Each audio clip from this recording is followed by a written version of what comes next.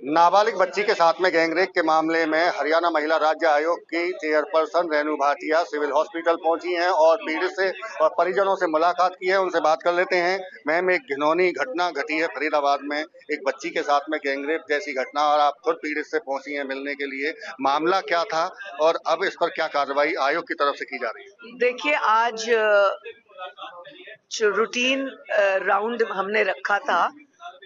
हर civil hospital में हम 3 से 4 महीने के अंदर विजिट करते हैं उस नाते, लेकिन 2 दिन पूर्व एक अनहोनी घटना घटी एक बच्ची के साथ। वो भी मुझे मालूम हुआ जब मैं कल रात को कैथल से वापस आई। उस बच्ची को मैं स्वयं मिलने गई, उनसे बातचीत की, उसके परिवार से मुलाकात की, और जो उचित सहयोग आयोग के नाते उस बच्ची के लिए हो सकता है वो हम कर रहे हैं।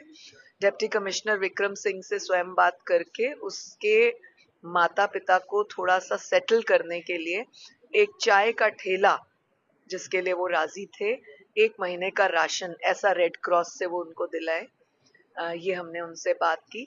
बच्ची ने 2 वर्ष पूर्व किसी मजबूरी में पढ़ाई छोड़ दी थी। उसको दोबारा सीही के स्कूल में डीओ से बात करके हम दोबारा दाखिला कराएंगे ताकि वो बच्ची अपना जीवन यापन अच्छे से कर सके। बताया जाता है बेहद गरीब परिवार है, भीख मांग कर गुजारा करने वाला परिवार है, और उसके साथ में चूंकि अब परिजनों से भी बात हुई और पुलिस के अधिकारियों से भी बात हुई होगी, अगर घटना के बारे में बता पाएं, कैसे घटी ये घटना, क्या हुआ था और कब से ये इस तरह का मामला चल रहा था?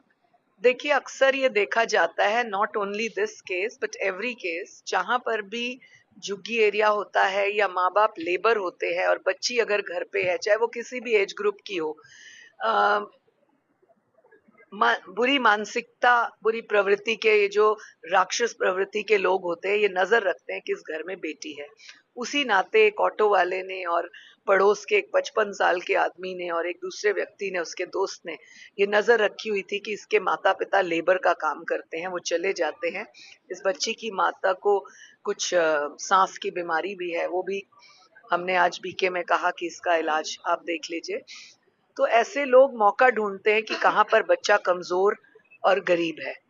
ऐसे राक्षसों को तुरंत प्रभाव से पकड़कर उनको सजाएं देनी चाहिए, और ऐसी बच्चियों की सुरक्षा के लिए हम सबको मिला जुला प्रयास करना चाहिए। हमने बच्ची को स्कूल में दाखिल करा के उसके कॉन्फिडेंस लेवल को बढ़ाने का काम करने की कोशिश की है। मुझे उम्मीद है ये बच्ची अपने उस दर्द से, उस दुख से बाहर निकल कर आएगी। कभी भी किसी ऐसी दिक्कत की पूर्ति तो नहीं हो सकती, लेकिन सहयोग हो सकता है। इस अपराध में बताया जा रहा है कि एक महिला भी शामिल है जिसने पीड़िता का गर्भपात कराया है। जी, मैंने कहा है उस महिला को ढूंढ कर लाने के लिए, मैं मिलूंगी उससे। लगातार महिलाओं के प्रति बढ़ते अपराध को लेकर आप मुखर, हम कई बार देखते हैं कि आप मुखर रहती हैं, लेकिन जब इस तरह की घटनाएं होती हैं तो एक क्या मैसेज देना चाहती हैं समाज को? एक ही बात मैसेज है, चाहे वो माता पिता जो चुप हो जाते हैं, चाहे वो बच्ची जो डर जाती है, दब जाती है, हमें छोटी लेवल से बच्चियों को ये समझाना चाहिए कि कभी भी अन्याय नहीं सहना। कोई भी बात हो, कोई भी तुम्हारे साथ दुर्व्यवहार करे, गलत सोच रखे, गलत नजर रखे, आप अपने माता पिता को बताएं, अपनी टीचर को बताएं, नजदीकी पुलिस वाले को बताएं। और क्योंकि महिला आयोग तक पहुंचने में थोड़ी सी नॉलेज की कमी रहती है, तो आप किसी एक को भी बताएंगे तो आपके पास वो पहुंचेगा। हमने एक नया सिस्टम अब बहुत जल्द स्टार्ट कर रहे हैं, आप लोगों तक भी ये बात पहुंचेगी कि हम हर स्कूल, हॉस्पिटल, इंडस्ट्री, इन सबको एक अपना फोन नंबर और मेल आईडी देने वाले हैं ताकि जगह जगह पर इंस्टॉल हो विमेन कमीशन का नंबर। तो मुझे उम्मीद है कि जो बच्चियां इस तरह की दिक्कतों का सामना कर रहे हैं, चाहे वो पॉश एक्ट के तहत, चाहे वो पॉक्सो एक्ट के तहत, वो हम तक जल्दी पहुंच पाए। इस मामले में अगर बात करें तो अब तक जो पुलिस की भूमिका रही, उससे कितने संतुष्ट हैं, या पुलिस के अधिकारियों को या कोई अभी निर्देश दिया गया है? देखिए, पुलिस के साथ हमारा एक समन्वय रहता है काम करने का, लेकिन जहां आवश्यकता है और कहीं ढिलाई बरती जाए तो वहां पर पुलिस से भी हम नाराजगी जताते हैं जरूर। खास तौर से बेटियों के मामले में पुलिस को ढिलाई नहीं बरतनी चाहिए, चाहे वो कहीं की भी हो।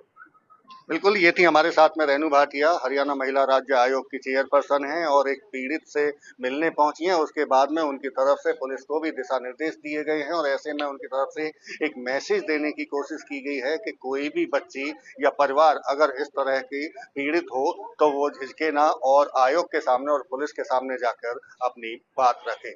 फरीदाबाद से देवेंद्र कौशिक, इंडिया। और इसी बीच